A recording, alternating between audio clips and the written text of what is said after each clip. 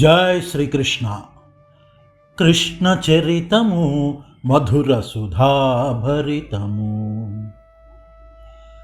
భగవద్బంధువులారా, జగద్గురువైన శ్రీకృష్ణ భగవానుని దివ్య పాదపద్మములకు అత్యంత భక్తి పారవస్యంతో నమస్కరిస్తూ శ్రీకృష్ణ కరుణామృతంలోని ఒక అద్భుతమైన శ్లోకంతో ఆ బాలగోపాలుని స్తుతిస్తూ మన కొత్త అంశాన్ని ప్రారంభిద్దాం.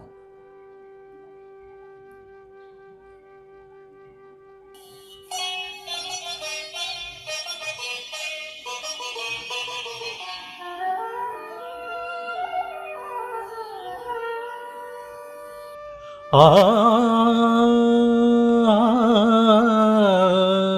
ఆ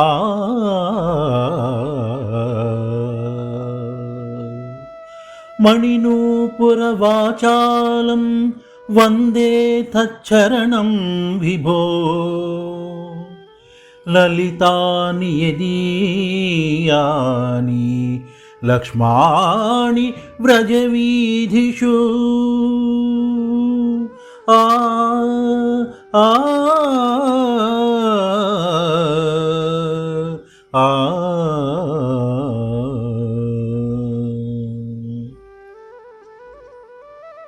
అంటే రేపలలో బాలగోపాలుడు తిరిగిన అన్ని ప్రదేశాల్లోనూ ఆయన సుకుమారమైన పాదాల గుర్తులు పడుతున్నాయి. ఆయన కాళ్ళకి ఆభరణాలుగా ధరించిన మణులు పొదిగిన అందెలు మధురంగా మ్రోగుతున్నాయి. అటువంటి బాలగోపాలుని పాదాలకి నమస్కరిస్తున్నాను అని అర్థం. సరే, కృష్ణాష్టమి పర్వదినం సందర్భంగా అసలు శ్రీకృష్ణ భగవానుని జన్మ వృత్తాంతాన్ని ఈరోజు సంక్షిప్తంగా తెలుసుకునే ప్రయత్నం చేద్దాం. పూర్వం ఎంతోమంది రాక్షసుల భారం మోయలేక భూదేవి బ్రహ్మదేవుడి దగ్గరికి వెళ్ళి విలపించిందట. అది విని బ్రహ్మదేవుడు దేవతలందరినీ పిలిచి, మీరు అందరూ మీ మీ అంశలతో యాదవ కులంలో భూమి మీద జన్మించండి. శ్రీ మహావిష్ణువు వసుదేవుడికి కుమారుడిగా జన్మించి భూభారం తగ్గిస్తాడు అని అభయమిస్తాడు.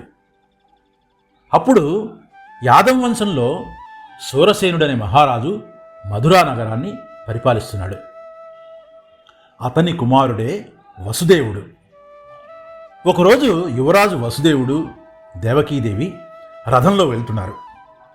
తన అన్న అయిన కంసుడు తన చెల్లెలి మీద ప్రేమతో తానే స్వయంగా రథం నడుపుతున్నాడు. అది చూసి దేవకీ వసుదేవులు చాలా సంతోషిస్తారు. కానీ ఆ సమయంలో అకస్మాత్తుగా కంసుడు గుండెలు అదిరేటట్లు ఆకాశవాణి ఇలా పలికింది, కంసా, నీ చెల్లెలు దేవకీదేవి మెప్పు కోసం నువ్వు ఎంతో ప్రేమతో రథం నడుపుతున్నావు. కానీ ముందు జరగబోయేది ఏమిటో తెలుసుకోకుండా ఉన్నావు. నీ చెల్లెలు అష్టమ గర్భంలో పుట్టబోయేవాడు నిన్ను సంహరిస్తాడు సుమా, జాగ్రత్త అని పలికింది. ఇలా ఆకాశవాణి పలకడంతో కంసుడు ఉలిక్కిపడ్డాడు. ఆ దుర్మార్గుడు వెంటనే కత్తి దూసి చెల్లెలి కొప్పు పట్టుకుని రథం మించి లాగి ఆమెను చంపబోతున్న కంసుణ్ణి వసుదేవుడు అడ్డుపడి తమకు పుట్టబోయే 8వ బిడ్డను తనకిస్తానని మాటివ్వగా అప్పుడు కంసుడు సరేనంటాడు. కానీ కంసుడు దుర్బుద్ధితో వారి పుత్రులను విష్ణు స్వరూపంగా తలచి నిర్దాక్షిణ్యంగా 6 సంహరిస్తాడు. అయితే తర్వాత ఆదిశేషుడు దేవకీదేవి గర్భాన 7వదిగా ప్రవేశించడంతో శ్రీ మహావిష్ణువు యోగమాయాదేవిని పిలిచి, నీవు రేపల్లకు వెళ్ళు, దేవకి కడుపులో ఉన్న ఆదిశేషుడు అనే తేజస్సును నీవు బయటకు తీసి నేర్పుగా వ్రేపలలో ఉన్న వసుదేవుడి 2వ భార్య అయిన రోహిణి గర్భంలో ప్రవేశపెట్టు. నేనేమో నా అంశతో దేవకికి అష్టమ సంతానంగా జన్మిస్తాను. ఆ తరువాత నీవు నందుని ఇంట యశోదాదేవికి ఆడబిడ్డగా జన్మించగలవు అనగా ఆ ప్రకారంగా కొన్ని నెలలకు రోహిణి గర్భాన ఆదిశేషుడి అంశతో బలరాముడు పుట్టాడు. తరువాత శ్రీ మహావిష్ణువు అంశ వసుదేవునిలో ప్రవేశించడంతో దేవకి గర్భం దాల్చి ఒక శుభదినాన దేవకీదేవి శ్రీ మహావిష్ణువు అంశగా శ్రీకృష్ణుణ్ణి ప్రసవించింది. అదే సమయంలో వ్రేపలలోని నందుని భార్య యశోదాదేవి యోగమాయను ఆడబిడ్డగా ప్రసవిస్తుంది. అప్పుడు వసుదేవుడు వ్రేపల్లకు వెళ్ళి తన చేతిలోని చిన్నారి నల్లనయ్యను జాగ్రత్తగా యశోదమ్మ పక్కన పరుండబెట్టి ఆమె పక్కలోని ఆడపిల్లని ఎత్తుకుని వెనక్కి బయలుదేరాడు. వేగంగా తిరిగి వచ్చి దేవకీదేవి పక్కలో చక్కగా పడుకోబెట్టాడు. కానీ కంసుడు కన్నుమిన్ను కానని కావడంతో చిన్నారి పాప కాళ్ళు పట్టుకుని నేల మీదకి విసిరిగుట్టాడు. కానీ ఆ పాప నేల మీద పడకుండా రివ్వున ఆకాశానికి ఎగిరింది. కంసుడిని కర్కశంగా, నిన్ను చంపే మహావీరుడు ఒకడు నాతో పాటే పుట్టి మరో చోట పెరుగుతున్నాడు అని హెచ్చరించింది. దీని మూలంగా కంసాది దానవ భంజన నిమిత్తమై శ్రీ మహావిష్ణువు ఇంకొక అవతారమే దాల్చాల్సి వచ్చింది. ఆ విధంగా శ్రీముఖనామ సంవత్సరం దక్షిణాయనం వర్ష ఋతువు శ్రావణ బహుళ అష్టమి తిథి నాడు రోహిణీ నక్షత్రంలో 4వ పాదంలో బుధవారం నాడు మధురలో చెరసాలలో అర్ధరాత్రి వేళ దేవకీ వసుదేవులకు అష్టమ సంతానంగా శ్రీ మహావిష్ణువే అష్టమ అవతారంగా శ్రీకృష్ణుడు జన్మించాడు. కర్తవ్యోపదేశ సమయంలో దేవకీ వసుదేవులకు చతుర్భుజాలతో శంఖచక్ర గదా పద్మాలతో నారాయణుడిగా దర్శనమిచ్చి అనంతరం ప్రాకృత బాలకుని రూపం ధరిస్తాడు. కృష్ణుడు అంటే క్లేశాలను కష్టాలను పోగొట్టేవాడని అర్థం. కృష్ణుడు నల్లని రంగులో ఉంటాడు కాబట్టి కృష్ణుడని పేరుతో ప్రసిద్ధుడయ్యాడు. వసుదేవుని కుమారుడిగా ఉన్న వాసుదేవుడని కూడా పేరు. కృష్ణుడు జన్మించిన రోజును శ్రీకృష్ణ జన్మాష్టమిగా జరుపుకుంటాం కదా. శ్రీకృష్ణ పరమాత్మ ఆవిర్భవించిన పుణ్యతిథే కృష్ణాష్టమి. ఈ పండుగ రోజున ఉదయాన్నే స్నానాదులు పూర్తయ్యాక షోడశోపచారాలతో కృష్ణుని పూజించాలి. పగలంతా ఉపవాసం ఉండి సాయంకాలం కృష్ణ విగ్రహాన్ని ఊరేగించి తర్వాత ఊయలలో ఊగించాలి. సాయంకాలం బాలకృష్ణుడు పడుకుని ఉండే విగ్రహాల్ని అలంకరించి పౌళింపు సేవ చేస్తారు. కృష్ణాష్టమి రోజున కృష్ణుని అర్చిస్తే సకల పాపాలు హరించడమే కాకుండా మోక్షప్రాప్తి కలుగుతుందని, అఖండ విజయాలు చేకూరుతాయని స్కంద పురాణం చెబుతుంది. సరే, పూజ అయ్యాక శ్రీకృష్ణ లీలా ఘట్టాలని పఠించాలి. రామావతారంలో శ్రీరాముడు నేను దేవుణ్ణి కాదు దశరథ మహారాజు కుమారుణ్ణి మాత్రమే అని చెప్పుకుంటే, మరి శ్రీకృష్ణుడు మాత్రం నేను పరమాత్మను, అన్నింటినీ త్యజించి నన్ను ధ్యానించండి, మోక్షప్రాప్తిని పొందండి అని చెబుతూ వచ్చాడు. అయితే ఏ కొద్ది మందికో తప్ప కృష్ణుని వచనాలు చెవికి ఎక్కదు. కృష్ణస్సు భగవాన్ స్వయం అని భాగవతం చెప్పినా, కృష్ణుడు గర్భస్థ శిశువుగా ఉండగానే సర్వదేవతలు ఆయన్ను పరబ్రహ్మగా కీర్తించినా, యశోదమ్మకు నోటిలో 14 భువన భాండాలను చూపించినా, ధృతరాష్ట్రునికి దౌత్యవేత్తగా అనిపించినా, పాండవ సైన్యానికి సారథిగా అయినా, మనకు మాత్రం వెన్న దొంగగా, గోపికల చీరలెత్తుకెళ్ళిన చిలిపి కృష్ణునిగా, అత్తాకోడల మధ్య జగడాలు పెట్టే అల్లరి కృష్ణుడిగా, గోవర్ధనగిరిని చిటికిన వేలుతో ఎత్తిన మహాబలశాలిగా, ఇలా ఒకటేమిటి కృష్ణతత్వం అనంతమైనదిగా గోచరిస్తూ ఉంటుంది. శ్రీకృష్ణుని తత్వం చాలా గొప్పది. అసలు కృష్ణుడంటేనే అలౌకిక ఆనందం, ఆనంద రూపం, సచ్చిదానంద స్వరూపం. పాపాల్ని నాశనం చేసేదే కృష్ణతత్వం. కృష్ణుడి పేరు తలుచుకుంటేనే అమరత్వం సిద్ధిస్తుంది, జవసత్వాలు ఉట్టిపడతాయి. కృష్ణనామం కర్ణపేయంగా ఉంటుంది. మరి బాల్యంలో వెన్న ముద్దలు ఎక్కువగా ఇష్టంగా తినేవాడట బాలకృష్ణుడు. వెన్న నల్లని కుండలలో కదా ఉండేది. నల్లని కుండ అజ్ఞానానికి సంకేతం, తెల్లని వెన్న జ్ఞానానికి, వెలుగుకు చిహ్నం. తన భక్తుల మనసులోని అజ్ఞానమనే చీకటిని తొలగించి జ్ఞానమనే వెలుగును నింపడం కోసమే కన్నయ్య వెన్న తినేవాడు. అంటే బాల్యంలోనే తన లీలల ద్వారా భక్తులకు జ్ఞానోపదేశం చేశాడు. అంతేకాకుండా దుష్ట శిక్షణ, శిష్ట రక్షణలకు కృష్ణావతారం ప్రధానమైంది. శ్రీకృష్ణుడు స్వయంగా భగవంతుడు అన్నమాట. భగవంతుడు అని చెప్పేందుకు 6 లక్షణాలు కావాలి కదా. భగవంతుడు షడ్గుణైశ్వర్య సంపన్నుడు. అవి ఏమిటంటే ఐశ్వర్యం, సౌందర్యం, యశస్సు, పరాక్రమము, జ్ఞానం, వైరాగ్యం అనేవి. ఈ 6 కలిగి ఉన్నవారిని భగవంతుడు అంటారు. అది కానప్పుడు మహాభారతంలో శ్రీకృష్ణుడు అర్జునుకు ఉపదేశించిన గీత కృష్ణగీత కావాలి కదా. కానీ దాన్ని శ్రీకృష్ణుడు భగవంతుడు కాబట్టి అది భగవద్గీతగా పేర్కొనబడింది. అలానే శ్రీకృష్ణుడు లీలల గురించిన గ్రంథాన్ని భాగవతమని అంటున్నాం కదా, అందుకే. మరి గోపికలంటే ఎవరు? వారు వేరెవరో కాదు, రామావతారంలో శ్రీరాముడు.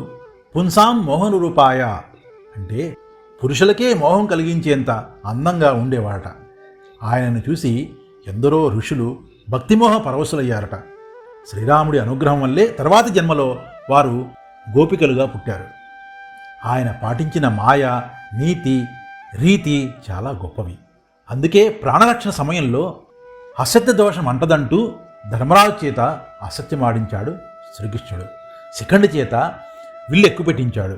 సైంధవుని అడ్డు తొలగించడానికి సూర్యునికే చక్రం అడ్డు వేశాడు. మాయలు కలిగిన దుష్టులను అంతమొందించడానికి మాయలే ప్రయోగించాడు. అంతేకాదు, ఎప్పుడు ఏ తీరు, ఏ దృక్పథం అవసరమో అప్పటికప్పుడు ఆయా స్వరూప స్వభావాలు ప్రదర్శించాడు శ్రీకృష్ణ భగవానుడు. అయితే తాను మాత్రం ఏ పనికి బద్ధుడు కాకుండా అతీతంగా నిలిచాడు. ధర్మ పరిరక్షణలో రాగద్వేషాలకు అతీతంగా వ్యవహరించాడు కూడా. మరి కృష్ణాష్టమి సందర్భంగా బాలకృష్ణ లీలలో భాగంగా పోయిన వారం మనం పూతన శకటాసుల సంహారం గురించిన విశేషాలు చూశాం కదా. మరి ఈరోజు అంశం ఏమిటంటే, తృణావర్తుడు అనే మరో రాక్షసుడు సుడిగాలి రూపంలో వచ్చి చిన్ని కృష్ణుణ్ణి ఎత్తుకొని పోవడం అనే అంశం తెలుసుకుందాం. శకటాసుర సంహారం తర్వాత తల్లి యశోదాదేవి ఒకరోజు చిన్నారి కన్నయ్యని ఒళ్ళో కూర్చోబెట్టుకుంది. బోళ్ళన్ని ముద్దులు పెడుతూ లాలిస్తూ చిన్ని కృష్ణుడి ఒళ్ళు ప్రేమగా నిమురుతూ ఉన్న సమయంలో ఆ కృష్ణుడు ఒక పెద్ద కొండరాయంత బరువెక్కిపోయాడు. అలా యశోద తొడల మీద కొడుకు బరువెక్కిపోతుంటే అంత బరువుగా ఉన్న చిన్ని కృష్ణుని మోయలేక నేల మీద పడుకోబెట్టింది యశోదమ్మ. అప్పుడు ఆ యశోదమ్మ కృష్ణుడు లోకాన్ని కాపాడడానికి వచ్చిన కారణజన్ముడేమో అనుకోవడం, అది తెలుసుకునేసరికి వెంటనే మాయ కమ్మేయడం వంటివి జరిగాయి. సరిగ్గా అదే సమయంలో అలా బరువెక్కిన చెంటి పిల్లవాడిని యశోదమ్మ కింద పెట్టి వెళ్ళినప్పుడు దుష్టుడైన కంసుడు పంపిన తృణావర్తుడనే రాక్షసుడు ఎక్కడి నుండో అకస్మాత్తుగా నేల మీదకి వచ్చాడు. ఆ రావడం సుడిగాలి రూపంలో మిక్కిలి వేగంగా దూసుకుంటూ దుమ్ము కమ్ముకుంటూ వచ్చి అందరూ ఆశ్చర్యపడేలా ఒక్క నిమిషంలో ఒక్క విసురుతో బాలకృష్ణుని అమాంతం పైకి ఎత్తుకుపోయాడు. కవి ఇక్కడ సుడి సుడి అని పలుసార్లు ప్రయోగించి ఎంతో అందంగా ఒక పద్యాన్ని రాశారు. సుడి ఎరుగని హరి సుడివడన్ సుడిగాలి తెరంగు రక్కసుడు విసరడి యా సుడిగాలి ధూళి కన్నులన్ సుడిసిన గోపకులు బెగడి సుడివడి రధిపా. అసలు కష్టం అంటే తెలియని చంటిబిడ్డడైన బాలకృష్ణుడికి చుక్కలు చూపించాలనే తలంపుతో తృణావర్తుడైన రాక్షసుడు సుడిగాలి రేపాడు. వాడు వేగంగా వచ్చిన విసురుకి ఇంకా పైకి లేస్తున్న దుమ్మికి కళ్ళు కమ్ముకోవడంతో గోపకులు బెదిరిపోయారు. ఆ సుడిగాలి రాక్షసుడు ప్రళయకాలంలాగా విజృంభించి రివ్వున చిన్నారి కన్నయ్యని లాగి విసిరిగొట్టాడు. ఆ గాలి నుండి పుట్టిన దుమ్ము ధూళి ఉవ్వెత్తునే లేచింది. ఆ ధూళి ఆకాశమంతా ఆవరించి భయంకరమైన చీకటి ఏర్పడింది. గోపకులు దిక్కు తెలియక అల్లాడిపోయారు. అసలు ఎవరు ఎక్కడున్నారో తెలియకుండా పోయింది. ఆ సుడిగాలి వేగానికి, ఆ భయంకర ధ్వనికి దిక్కులు దద్దరిల్లాయి. భూమంతా గిర్రున తిరుగుతున్నట్లు తోచి ఒక్క క్షణం పాటు లోకాలన్నిటికీ భయంకరమైన పరిస్థితి ఏర్పడింది. కన్నుల ఎదుటనున్న తన చిన్ని కన్నయ్య కనపడకపోవడంతో యశోదాదేవి చాలా కలత చెందింది. ఓ నా చిట్టి తండ్రి, ఉదయించే సూర్యునిలాగా ప్రకాశించేవాడవు కదా నువ్వు, బాలులలో శ్రేష్టవరేణ్యుడు కదా, ఇదేమిటి కన్నా ఇలా సుడిగాలి బారిన పడిపోయావు అని కృష్ణ కృష్ణ అని పిలుస్తూ విలపించింది యశోదమ్మ. ఇలాంటి విపద్దశ కలిగించిన దేవుణ్ణి అనేక రకాలుగా నిందించింది. బాధతో కుంగిపోతూ విలపించసాగింది. ఓ నా తండ్రి, సుడిగాలి వచ్చి ఆకాశంలో తిప్పేస్తూ ఉంటే ఎంతలా ఏడుస్తున్నావో ఏమిటో, ఎంతగా బెదిరిపోయావో ఏమిటో, మరి ఇంత ఘోరమా అని యశోద వాపోతున్నది. పిల్లాన్ని ఇక్కడే ఇలా పడుకోబెట్టా, నా చిన్ని కన్నయ్య ఇక్కడే ఆడుతూ ఉన్నాడు, ఇంతలో ఈ పాడుగాలి ఎక్కడి నుండి వచ్చిందో, నా పిల్లాన్ని ఎక్కడికి ఎగరేసుకుపోయిందో, నా కొడుకు ఏమయ్యాడు అంటూ ఆ కలువకన్నుల యశోదమ్మ లేగదోడ దూరమైతే దుఃఖంతో అరిచే పాడి ఆవులాగా భరించరాని దుఃఖంతో నేల మీద కుప్పకూలిపోయింది. పాపనికై ఇటు పొగిలెడి ఆ పాపని తల్లి చూచి యారట పడుచున్ గోపాలసతులు బాష్పజలాపూరిత నయనలైరి యార్తిన్బడచున్. ఆ బాలకృష్ణుని కోసం ఇలా విలపిస్తున్న తల్లి యశోదాదేవిని చూసి గోపికలు ఆరాటంతో కడనీళ్లు పెట్టుకుని దుఃఖించారు. ఈలోగా ఆ సుడిగాలి రాక్షసుడు తృణావర్తుడు మిక్కిలి అహంకారంతో బాలకృష్ణుని ఆకాశంలో చాలా ఎత్తుకి తీసుకుపోయాడు. అయితే కృష్ణుడు క్రమేపీ బరువెక్కిపోసాగాడు. క్రమేణా రాక్షసుడికి కృష్ణుడి బరువు భరించే శక్తి సన్నగిలింది. తిరిగే వేగం కూడా తగ్గిపోయింది. కళకు కదలటం కూడా కష్టసాధ్యం అయిపోయింది. ఇంతకుముందు ఇలాంటి పిల్లాన్ని ఎక్కడా చూడలేదే అని విచారించసాగాడు ఆ తృణావర్తుడు. అలా తృణావర్తుడు బాలుని బరువు మోయలేక ఆరాటపడుతున్నాడు. అప్పుడు బాలద్విరద కరంబుల బోలెడి కరములను దనుజు బొండుకు బియ్యం క్రీలించి వ్రేలబడియన్ బాలకుడొక కొండభంగి బరువై ఎదిపా. కృష్ణుడు గున్న ఏనుగు తొండాల్లాంటి తన 2 చేతులను తృణావర్తుని కంఠానికి మేలేసి గట్టిగా బిగించాడు. పెద్ద కొండంత బరువై వాడి మెడ గట్టిగా పట్టుకొని వేళ్లాడాడు.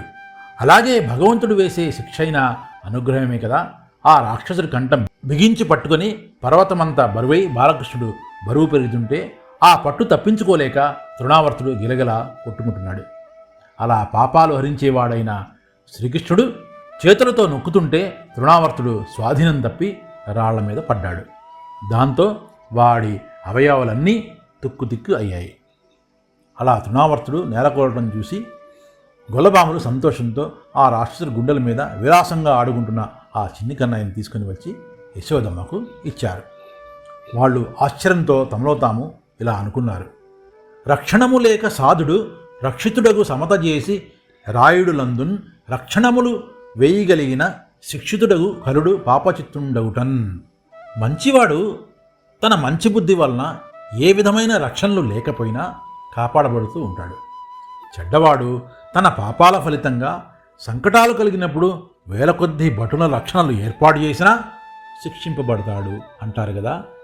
ఇదే కాబోలు పూర్వజన్మలలో ఏమి పుణ్యం చేశామో, ఏమి నోములు నోచామో, ఎంతటి దానాలు చేశామో, ఎంత గొప్ప తత్వ విచారాలు చేశామో, ఎంతటి సత్యాలు పలికామో, ఇలాంటి పుణ్యక్షేత్రాలు దర్శించామో కానీ ఇవాళ ఈ చిన్ని కన్నయ్యను మళ్ళా చూడగలిగాము. ఇదేం విచిత్రమా, ఈ చిన్ని పాపడికి భయం అన్నదే లేదు. ఇలా గొల్లభామలు తమలో అనుకుంటూ ఉంటే నందుడు ఇంతకుముందు వసుదేవుడు తనకు చెప్పిన మాటలు గుర్తు చేసుకుని చాలా ఆశ్చర్యపోయాడు. జననాథం ఒకనాడు చెన్ను చేపిన తల్లి చిన్ని మృద్దుల కృష్ణు చేరదరచి ఎత్తి పెందొడలపై నుడికని ముద్దాడి చెన్నిచ్చి నిమ్మోమ చెక్కనివిరి ఎల్లని నగవుతో నావులించిన బాలు వదన గహ్వరమున వారి నిధులున్ దిశలు భూమియు వనద్వీప శైలంబులున్ ఏరులు గాలియున్ ఇనుడు శశియు ధనుడు ఆకాశంబు దారులు గ్రహములు అఖిలలోకములు జలాచరంబులైన భూతగణములన్నీయునుట చూచి కన్ను మోడ్చి చోద్యపడియే. ఒకసారి యశోద తన ముద్దుల కృష్ణుని ఎత్తుకొని ఒడిలో పడుకోబెట్టుకొని ముద్దాడింది. చిన్ని కృష్ణునికి చక్కగా పాలు తాగించింది. ప్రేమగా ముఖం నిమిరింది. ఆ అల్లరి పిల్లాడు తన మాయలమారి చిరునవ్వులు నవ్వుతూ నిద్ర వస్తున్నట్లు ఆవులిస్తున్నాడు. అతని నోరు యశోదకు ఒక పెద్ద కొండ గుహలాగా కనపడింది. ఆ లోతులలో సముద్రాలు, దిక్కులు, భూమి, అరణ్యాలు, ద్వీపాలు, పర్వతాలు, నదులు, గాలి, సూర్యుడు, చంద్రుడు, అగ్ని, ఆకాశము, తారలు, గ్రహాలు, సర్వలోకాలు, చరాచరములైన అన్ని జీవరాశులతో సహా కనపడ్డాయి. ఆమె కన్నులు అరమోడ్పులు అయ్యాయి. ఆమె అది చూసి నివ్వెరపోయింది. వదనగహ్వరము అంటే వాక్స్థానమైనది. మరి ఈ చరాచర జగత్తు సమస్తం వాగధిష్టానం కదా, అంటే శబ్దనిష్టం కదా. సర్వం శబ్దనిష్టం జగత్ అని ప్రమాణం కూడా కదా. అంటే శబ్దం లేకపోతే ఏమీ లేదని. ఆహా, ఏమి చోద్యం! చూపుతున్నవాడు సాక్షాత్తు పరబ్రహ్మ, చూస్తున్నది తల్లి యశోదమ్మ. ఆ తల్లి జన్మ ధన్యమైనట్లే కదా. కాబట్టి కృష్ణాష్టమి నాడు భక్తితో కృష్ణ భగవాన్ని కొలవడమే కాదు, ఆయనలోని కొన్ని మంచి లక్షణాలైనా మనం అలవర్చుకోవడానికి ప్రయత్నించాలి. ప్రతి చిన్న విషయంలోనూ స్వార్థం, ఈర్ష్య, అసూయలను విడనాడి స్థితప్రజ్ఞత అలవర్చుకుంటే జన్మ ధన్యం అవుతుంది. అదౌ దేవకీదేవి గర్భజననం గోపీగృహే వర్ధనం మాయాపూతన జీవితాపహరణం గోవర్ధనోద్ధారణం కంసచ్ఛేదన కౌరవాది హననం కుంతీసుతాన్ పాలనం హేతత్ భాగవతం పురాణకథితం శ్రీకృష్ణ లీలామృతం. ఈ విధంగా ఆ శ్రీకృష్ణుని లీలలను, వైభవాలను, ఆయన తత్వాన్ని మనం లేసి మాత్రమేనా తెలుసుకున్నందుకు భక్తవత్సలుడైన ఆ శ్రీకృష్ణ పరమాత్మ తన కృపాకటాక్ష వీక్షణములు మన మీద కూడా తప్పక ప్రసరిస్తాడని ఆశిస్తూ ఆ శ్రీకృష్ణ భగవాన్ని దివ్యమంగళ రూపాన్ని వచ్చే వారం దాకా మనసు నిండా నింపుకొని ఆయన్ను స్మరించుకుంటూ మనసు పులకరింపజేసుకుంటూ మళ్ళీ మనం మరొక కొత్త అంశంతో వచ్చే వారం కలుద్దాం. అంతవరకు సెలవు. సర్వే జనా సుఖినో భవంతు. మీ రావిపాటి రామకృష్ణ. జై శ్రీకృష్ణ.